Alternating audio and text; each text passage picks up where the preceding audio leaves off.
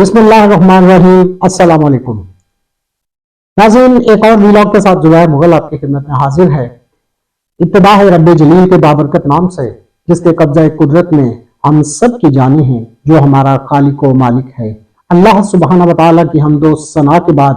लाखों करोड़ों दुरूद व सलाम नबी करीम सल्लल्लाहु अलैहि वसल्लम की ज़ात अक़दस पर, जिनकी तालीमात ता क़यामत हमारे लिए मिशल राह है। हमेशा की तरह बहुत सी खबरें हैं और हमने दो तीन जो इम्पोर्टेंट चीजें हैं उनको टच करना है। आपको बताता चलूं कि सुप्रीम कोर्ट ऑफ पाकिस्तान में मियां नवाज शरीफ साहब को अहल करने या ना अहल करने के मुतल्लिक़ एक केस की लाइव समाअत जारी थी, बराह रास्त समाअत जारी थी। कहने को तो ये समाअत जो है ये 62(1)F जो हमारा कानून है, आईन पाकिस्तान का कानून है, इसके मुतल्लिक़ है कि इसमें जो किसी भी मेंबर ऑफ पार्लियामेंट को ताहयात नाअहल करार देने वाला कानून है वो दुरुस्त है या दुरुस्त नहीं है। तो इस पर डिबेट होती रही जी, 2 दिन इस पर डिबेट होती रही। तो हकीकत में तो पूरी दुनिया जानती है और बिलखसूस पाकिस्तान का बच्चा बच्चा जानता है कि इस कानून के मुताबिक जो मियां नवाज शरीफ साहब की ताहयात नाअहली है उसको खत्म करने जा रहे हैं हमारे जो मुंसिफ हैं। और इसके लिए आपको बताते चलो कि पहले मियां साहब 4 साल लंदन में रहे, ये मफरूर थे, इश्तहारी थे, इनके साथ बाकायदा डील की गई। अब ये कोई ढकी छुपी बात नहीं रह गई, इनके साथ बाकायदा डील की गई, डील के तहत इन्हें पाकिस्तान लाया गया। अब ये भी सवाल है कि आखिर इन्हीं के साथ डील क्यों की जाती है। भाई पाकिस्तान में 25 करोड़ की आबादी है और भी लोग हैं, क्या उनमें से कोई लोग जो हैं, कोई भी फर्द जो है वो डील करने वालों की मंशा पर पूरा नहीं उतरता? तो सच बात यही है जनाब, इनके पास मियां साहब और इनकी फैमिली के पास एक तजुर्बा मौजूद है जी, लामहदूद तजुर्बा मौजूद है। ये डील करने वालों के काम आते हैं और टका के काम आते हैं। मियां साहब ने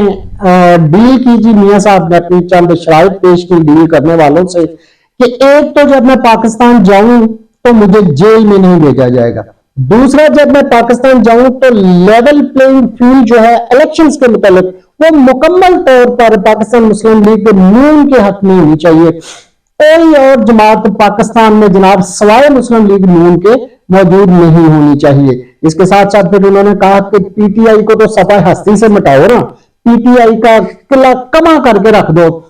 इमरान खान साहब को रास्ते से हटाओ, चाहे कैसे भी हटाओ। उनकी ये शर्त थी कि इमरान खान साहब जो हैं इनको रास्ते से हटाया जाए, इनको गिरफ्तार किया जाए और उसके बाद जनाब इन्हें पाबंदे सलासिल किया जाए, फिर पीटीआई की जमात को खत्म किया जाए और जब इलेक्शन हो तो सिर्फ और सिर्फ मैं जनाब कल मकल्ला इलेक्शन लड़ूं और मैं जीत जाऊं। और नाज़रीन हैरत अंगेज तौर पर मियां साहब की तमाम शराइत जो है वो मन्नोअन मानी गई। मियां साहब को लाने वाले लंदन से लेके आए, आपने देखा कि यहाँ हमारे जो अजीज व अकारिब हैं वो कई कई साल से जेलों में सड़ रहे हैं, उन बेचारों की तारीखें नहीं निकलती, वो लीगल हैं, वो चाह रहे हैं कि हमारी तारीखें निकले, हम अपने केसेस भुगतें, हमारे मुतल्लिक जो केसेस हैं उन्हें इंसाफ के मुताबिक देखा जाए, लेकिन वो बेचारे जेलों में मुंतजर हैं। लेकिन चूंकि बड़े लोग होते हैं, ये लाडले होते हैं ख़वातीन हज़रात, तो इंसाफ का तराजू हमेशा इनकी तरफ झुक जाता है। मियां साहब को लंदन से लाया गया, पाकिस्तान में लाके जनाब हैरत अंगेज तौर पर अदालतों ने टोकरे भर भर के हुए जमानतें दी जनाब। Lahore High Court, Islamabad High Court और chief justice of Islamabad High Court Amir Farooq sahab ने तो जनाब अखीर कर दी। उन्होंने कहा कि जो रिलीफ हम मियां नवाज शरीफ साहब को दे रहे हैं ये इससे पहले पाकिस्तान की तारीख में ना कभी किसी को दी गई है और ना ही आइंदा कभी दी जाएगी। तो भाई आप क्यों दे रहे हैं? आप मुंसिफ हैं, काजी हैं, जो रिलीफ आप ना कभी पहले किसी को दे सकते थे ना आप मुस्तकबिल में कभी किसी को देंगे, तो आपने अब एक शख्स को, एक मुजरिम मफरूर शख्स को कैसे वो दे दी? ये तो बिल्कुल ऐसे ही है जैसे किसी एक जत्थे को सर्टिफिकेट दे दिया जाए तो भाई आज की रात आप पाकिस्तान में दाखिल होके जो मर्जी जो है वो जुल्म सितम डालो, जिस तरह की मर्जी लूट मार कर लो, आज आपको इजाजत है, लेकिन इसके बाद फिर पाकिस्तान की आने वाली नस्लों में किसी को इसकी इजाजत नहीं होगी। یہ عجیب و غریب قسم کا پاکستان کا قانون ہے، عجیب و غریب قسم کی ان لوگوں کے یہ ریمارکس، یہ فیصلے، اور خواتین حضرات لگتا ہے جیسے پوری دنیا میں یہ لوگ کسی کا سامنا نہیں کرتے، ورنہ وہ پنجابی میں کہتے ہیں نا کہ جو لوگ لوگوں میں اٹھتے بیٹھتے ہیں نا پھر انہیں شرم ہوتی ہے، اگر ہم کچھ غلط کریں گے جب لوگوں میں جائیں گے تو وہ ہم سے سوال پوچھیں گے، تو لگتا ہے کہ یہ لوگ دفتر اور دفتر سے صرف گھر تک محدود ہیں، عجیب و غریب زندگی ہے ان کی، یہ لوگوں میں اٹھتے بیٹھتے ہی نہیں تو ان سے کوئی سوال کیا کرے گا۔ تو خواتین حضرات جہاں میاں صاحب کو پہلے بہت سی ریلیف دی گئی، ایک اور بڑی ریلیف دینے جا رہی ہے یہ جو مافیا ہے، ہم اس کو مافیا کہیں گے، پتہ نہیں کون کون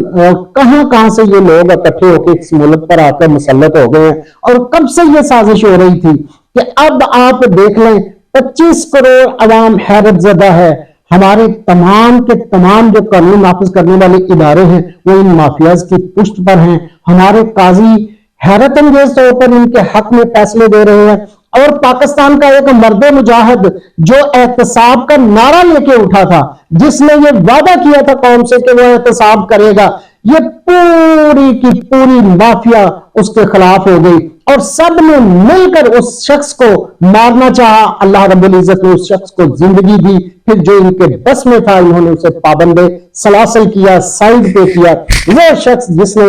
سلامتی کونسل تک نہ صرف یہ کہ اسلام کا نام سر بلند کیا بلکہ ہمارے اوورسیز پاکستانیوں تک کو ایک نئی عزت بخشی، انہیں ڈیجیٹل روشن اکاؤنٹ جیسی سہولتیں فراہم کی، اس کے علاوہ انہوں نے پاکستان میں جب کورونا تھا تو کورونا کے دنوں میں ناظرین انہوں نے پاکستان کی انڈسٹری بند نہیں ہونے دی، احساس پروگرام شروع کیا، لاکھوں لوگوں کو انہوں نے کورونا کے جو 2-3 مہینے تھے ناظرین انہیں بھوکا نہیں مرنے دیا، اور اس کے بعد پاکستان بھی نہیں بلکہ دنیا کی تاریخ میں آپ کو اس طرح کی کوئی ریلیف نہیں ملے گی جو کوئی بھی ملک اپنی عوام کو دے سکے۔ امریکن، برٹنز، آپ کو ان بڑے بڑے جو بادشاہتے ہیں ان کی کسی ریاست میں اس طرح کا کوئی قانون نہیں ملے گا کہ کسی ایک فرد واحد کے لیے 10 لاکھ روپے کی جو ہیلتھ کوریج ہے وہ دی جائے۔ پاکستان میں عمران خان صاحب نے کے پی اور پھر بعد میں پنجاب کے ہر فرد کو 10 لاکھ روپے کی ہیلتھ انشورنس پرووائڈ کی، اور یہ اتنا بڑا کارنامہ تھا کہ دنیا اس پر حیران تھی، لیکن پی ڈی ایم کے جو لوگ تھے، جو اس عوام کے دشمن تھے، جو اس ملک کے دشمن تھے ناظرین، انہوں نے آتے ہی احساس پروگرام ختم کر دیا، انہوں نے ہیلتھ انشورنس کارڈ ختم کر دیا، اور بہت ہی مائنر سی اس کی اب چند چیزیں باقی ہیں کہ سول ہاسپٹلز میں جائیے، وہاں جا کے پھر آپ کو چیک کریں گے کہ آپ اس قابل ہیں کہ نہیں کہ آپ کا علاج جو ہے وہ ہیلتھ کارڈ پہ ہو سکے یا نہ ہو سکے، مطلب اتنے زیادہ اس میں بھی ہارڈل کریٹ کر دیے گئے کہ عام آدمی اس سے مستفید ہی نہ ہو سکے۔ اور آپ جانتے ہیں کہ کیسے مریم نواز صاحبہ کی وہ ویڈیو لیک ہوئی تھی جس میں وہ میاں شہباز شریف صاحب سے کہہ رہی ہیں کہ انکل جی بند کریں اس ہیلتھ کارڈ کو، اس کی وجہ سے لوگوں کو فائدہ مل رہا ہے، لوگوں کو فائدہ مل رہا ہے تو لوگ عمران خان کے دیوانے ہوتے جا رہے ہیں، جب تک آپ یہ کارڈ بند نہیں کریں گے ہمیں کسی طرح کا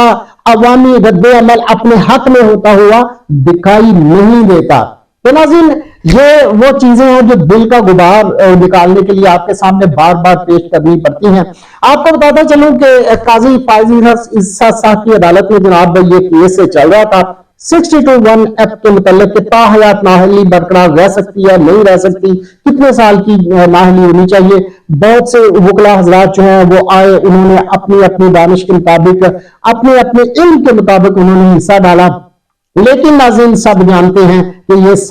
سارے کا سارا ایک پروسیس ہے، آخر میں ہونا وہی ہے جو سب جانتے ہیں۔ میاں صاحب کو یہاں سے ریلیف ملنی ہے، تاحیات نااہلی والی یہ سزا جو ہے یہ ختم ہونی ہے، اور پھر ایک بار پھر سے میاں صاحب کو وزیر اعظم بنانے کی کوششیں جو ہیں وہ جاری رکھی جائیں گی۔ اس میں ایک چیز میں اور آپ کو بتاتا چلوں، اور یہ انتہائی افسوسناک کا بات ہے جو سپریم کورٹ میں ہوئی ہے کہ ہمارے چیف جسٹس آف پاکستان صاحب نے کیا کیا ہے ناظرین، انہوں نے سردار لطیف کھوسہ صاحب کی توہین کی ہے۔ انہوں نے کہا کہ آپ اپنے نام کے ساتھ سردار کیوں لکھتے ہیں؟ خواتین حضرات آپ کسی بھی شخص کو اپنے نام کے ساتھ اپنی قومیت لکھنے سے منع نہیں کر سکتے، یہ اللہ کا بنایا ہوا قانون ہے۔ اور پھر मोहतरम चीफ जस्टिस फाइज ईसा साहब से कोई बंदा पूछे कि आपके दाएं हाथ में बैठने वाले सरदार तारक मसूद साहब, वो भी सरदार हैं, वो अपने नाम के साथ सरदार लिखते हैं, आप ना सिर्फ उन्हें मना नहीं कर सकते, आप ना सिर्फ ये कि लतीफ खोसा साहब को मना नहीं कर सकते, आप पाकिस्तान के किसी भी फर्द को इस बात से मना नहीं कर सकते कि वो अपने नाम के साथ जट लिखे, गोंदल लिखे, चट्टा लिखे, बड़ाच लिखे, मुगल लिखे, जो भी उसकी जात है, जो भी उसकी कौमियत है, वो अपने नाम के साथ लिखे। ये अल्लाह रब्बुल इज्जत की तरफ से बनाया हुआ आप सिस्टम, एक सिस्टम है, आप इसके खिलाफ नहीं जा सकते। तो ख़वातीन हज़रात, तो मुख्तसर बात यह है कि इस केस के मुताबिक फैसला महफूज कर लिया गया है। देखिए अब ये फैसला कब सुनाया जाता है। तो आज के इस व्लॉग में ये चंद बातें थी जो आपके गोश गुजार करनी थी। और लास्ट में आपको बताता चलूं कि कल एक और लतीफा किस्म का वाकया पेश आया है। हमारे सेनेट में एक बिल पेश किया गया है और वहां ये बिल दिलावर खान साहब ने पेश किया। उन्होंने कहा जी कि करारदाद उन्होंने पेश की है, सॉरी बिल नहीं पेश किया, करारदाद पेश की है और इस करारदाद को कसरत राय से मंजूर भी कर लिया गया है।